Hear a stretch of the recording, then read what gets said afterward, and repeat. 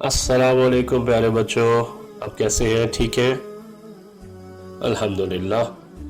ہمارے اس دفعہ کی جو سٹوریز ہیں ان کی تھیم ربیع الاول کے مہینے کے مطابقت سے بنائی گئی ہیں۔ آپ کو پتا ہے کہ ربیع الاول کے مہینے کی کیا خاصیت ہے؟ جی ہاں، یہ وہ مہینہ ہے کہ جس میں اللہ تعالیٰ کے آخری نبی اور ہمارے محبوب نبی محمد صلی اللہ علیہ وسلم کی پیدائش مبارکہ ہوئی، اور اسی لیے ہم لوگوں نے آج کے جو 2 قصے تیار کیے ہیں آپ کے لیے، ان میں ہم آپ کو رسول اللہ صلی اللہ علیہ وسلم کی زندگی کی کچھ جھلکیاں دکھائیں گے، یعنی we will share with you some of the episodes of his life۔ تو اب ہم اپنے پہلے قصے سے شروع کرتے ہیں۔ ایک دن ایک بوڑھا غریب آدمی انگوروں کا ایک گچھا لیے، یعنی ایک چھوٹا سا جو بنچ ہوتا ہے انگوروں کا، گریپس کا، وہ لے کر حضرت محمد صلی اللہ علیہ وسلم کو تحفہ دینے آپ کی خدمت میں تھکا ہارا حاضر ہوا۔ وہ نبی صلی اللہ علیہ وسلم کو تحفہ دینے کے قابل ہونے پر بہت خوش تھا۔ اس نے انگور نبی صلی اللہ علیہ وسلم کو پیش کیے اور کہا، اے اللہ کے نبی، براہ کرم میرے اس چھوٹے سے تحفے کو قبول فرمائے۔ چونکہ وہ ایک غریب آدمی تھا جو زیادہ خرچ نہیں کر سکتا تھا، جب رسول اللہ صلی اللہ علیہ وسلم نے اس کا تحفہ قبول کیا تو اس کا چہرہ خوشی سے روشن ہو گیا۔ یہ واضح تھا کہ اسے نبی محمد صلی اللہ علیہ وسلم سے بہت زیادہ محبت تھی، اور نبی صلی اللہ علیہ وسلم نے اس کا شکریہ ادا کیا۔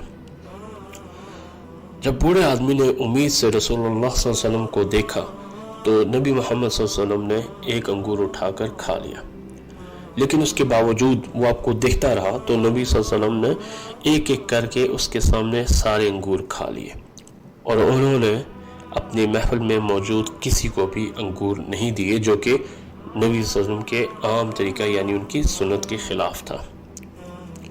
وہ غریب بوڑھا آدمی رسول اللہ کے تمام انگور کھانے پر بہت زیادہ خوش ہوا، اور اس محفل سے اٹھ پڑا اور اپنے دل کی ٹھنڈک حاصل کرنے پر وہاں سے نبی صلی اللہ علیہ وسلم کی اور زیادہ محبت کے ساتھ چلا گیا۔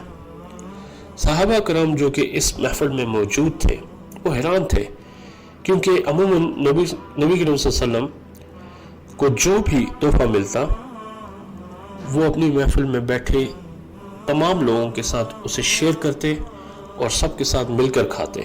عموماً پہلے وہ خود شروع کرتے اور پھر وہ دوسروں میں بانٹ دیتے، لیکن اس دفعہ معاملہ مختلف تھا۔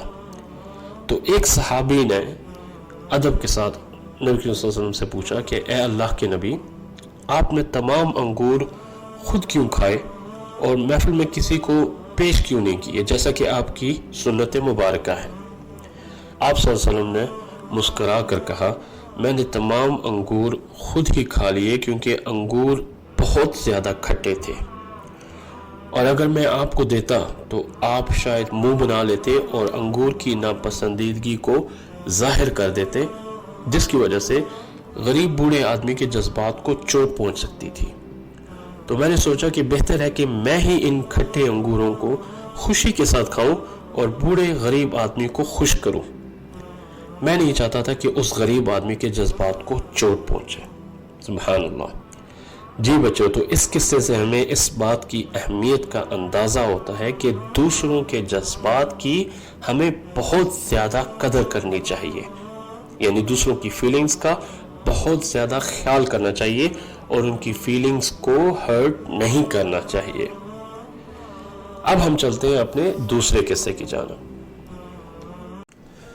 جی بچوں، تو ہمارا جو دوسرا قصہ ہے وہ اس طرح ہے کہ نبی اکرم صلی اللہ علیہ وسلم اپنے زمانے میں جب بھی اپنے اصحاب کے ساتھ یعنی اپنے ساتھیوں کے ساتھ، صحابہ کرام کے ساتھ سفر پر جاتے تھے تو وہ ہمیشہ اپنے اصحاب کے ساتھ مل کر کام کرتے تھے۔